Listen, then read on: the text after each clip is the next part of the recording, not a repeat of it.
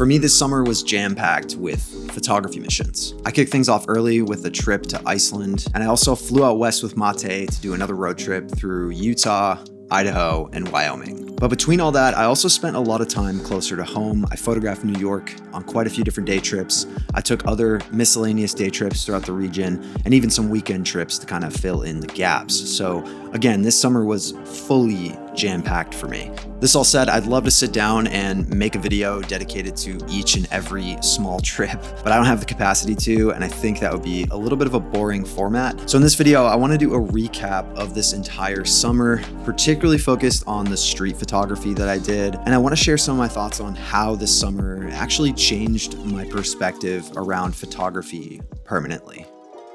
Around midsummer, my friends David and Jay started inviting me on trips to different state fairs, regional fairs, county fairs, some of which they've been exploring for years, others were completely new to all of us. And these experiences ended up being really fruitful photography-wise, and they also taught me a lot of lessons about how I want to think about photographing things in the future.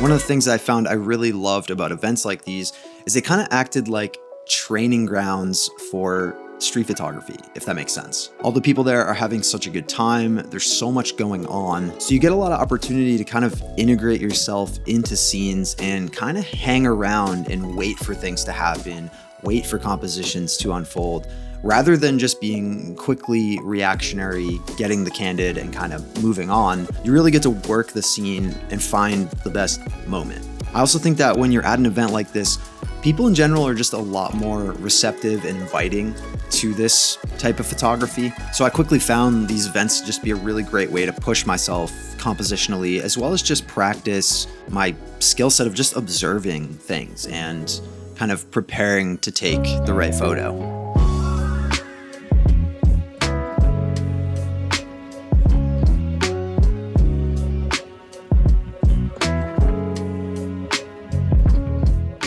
A little side caveat to the photography. Throughout the summer, as I got more images from these events, I spent a lot of time, like hours and hours in Lightroom, reworking my editing approach to photographs containing people and street photography in general. And this is because I take a lot of inspiration from painters and other forms of art when it comes to editing my landscapes. But honestly, I've had trouble translating that editing style into something that looks nice in the street photography sphere. It can really easily end up overdone on things like skin tones. And so I've tried to find a balance with this new editing approach that still brings out the color and style and vibrancy that I'm interested in, but strikes a good balance between that and reality. It doesn't make people look cartoonish or goofy in any way. I think I still have work to do on this front, of course, but I'm really liking the direction that I'm going.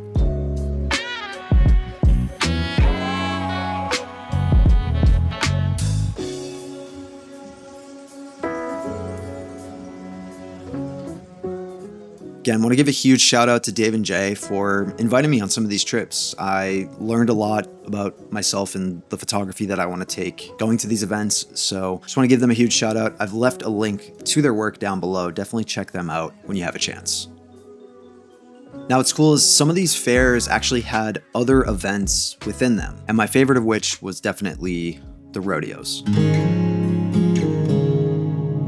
Now, going off of kind of what I was talking about with just the fairs in general, the more practice that I got at these events, the more I was able to really integrate myself into these scenes. And that freed up a lot of chances to not just go for photographing those big hero moments, but to also capture a lot of the in-between stuff, the details, the preparation, watching riders get ready, focusing on things like their gear, their boots, the belt buckles, the hats, everything. And I'm realizing that a more complete body of work has to consist of a lot of those in-betweens. It can't just be a big pretty picture book. It has to be grounded in a showcasing of all of the different aspects of an experience that you're trying to cover with your camera. You have to find a way to convey that through photographs. And I think the best way to do that is to actually photograph all of those in-between moments. So really integrating myself into these scenes allowed an opportunity for me to do that. And I think the resulting set of photos that I got from some of these rodeos shows that.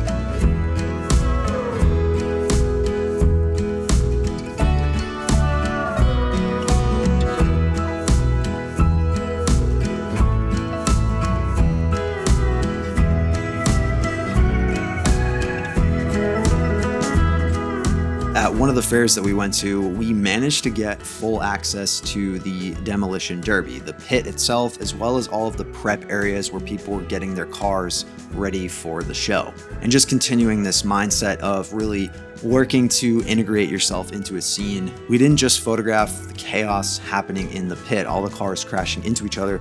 We also photographed all the guys working on the cars and all the cars themselves. There were so many details available to us, and it ended up being a more complete idea of what it's like to be a part of an event like this. Some of my favorite photographs came from moments of stress, where groups of guys were working on and tinkering with their cars prior to the show to make sure that they had the best chance of surviving the longest and winning, the derby. Seeing a bunch of guys huddled around the hood of a car, all of them just so laser focused on what they're building. I really don't think these are the types of moments you can get without working for that access and integrating yourself again into these scenes. And once you have that access, really utilizing it and sticking around. When you see something intriguing happening, waiting it out, because maybe the layout of the people involved will change, maybe new compositions will open up, or something ecstatic will happen, and you'll be there and you'll be prepped and you'll be able to get a photograph. We do put you back. Don't come off that line and go crazy and smack the next guy in the driver's door. So if he does it, I'm behind you.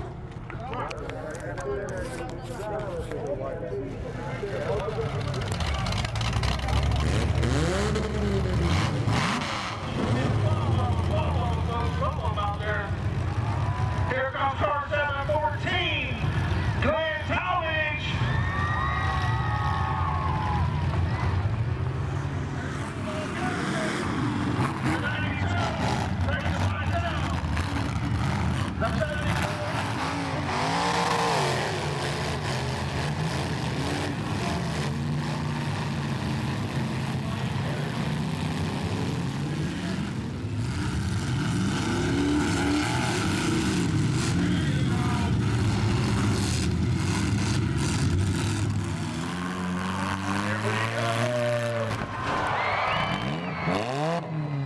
Now, of course, in between attending all of these different events, the fairs, the rodeos, all this, I was also still photographing New York pretty regularly. I would go in for day trips quite a bit throughout the summer. And I noticed as I was walking around, I had a newer air of confidence coming off of these events. I was a lot more observant about what was happening around me. I felt a lot more bold and willing to approach a scene pretty closely if I needed to. And so I think this summer for me was pretty strong evidence of the idea that photographing events like these, where people are more inviting of you integrating yourself into their business, what they're doing, it acts as really one of the best training grounds for street photography and exercising those street photography muscles. I mean, back on the streets of New York, I just didn't feel myself as intimidated to make an approach or try to interact with subjects. I didn't fear those interactions at all. And I also became a lot more patient, a lot less reactionary, which I think in past years of street photography, I have been more reactionary and more of a fast shooter. So I think that's probably the biggest lesson that I've pulled from this summer from shooting these events. I want to slow down my approach to street photography. I want to allow myself to work scenes a little bit more, look for compositional opportunities like layering, for example. And yeah, I think that's the biggest lesson that I pulled from the summer. Now, thinking out further ahead in terms of what I want my photography to be, I think this summer also shifted my mindset when it comes to categories of photography, street, landscape, etc. I just don't want to silo my work into these buckets anymore. They're all just photography. And as I aspire to kind of build out a body of work that feels cohesive and comprehensive, I need to start looking at all of these categories more democratically, put the same amount of care into each and every one, whether it's an amazing banger landscape out west or it's a simple moment of humanity. I need to treat both equally. But that said, that's it. That's my summer of street photography. I realized that this video was essentially a video compilation of random trips and kind of me just rambling to the camera candidly a little bit about my thoughts on street photography. So yeah, appreciate you watching.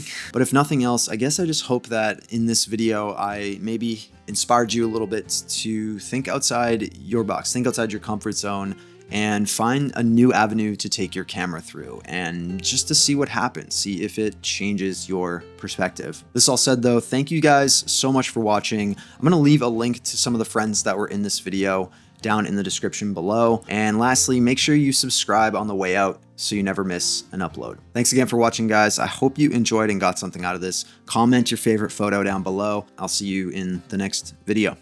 Cheers.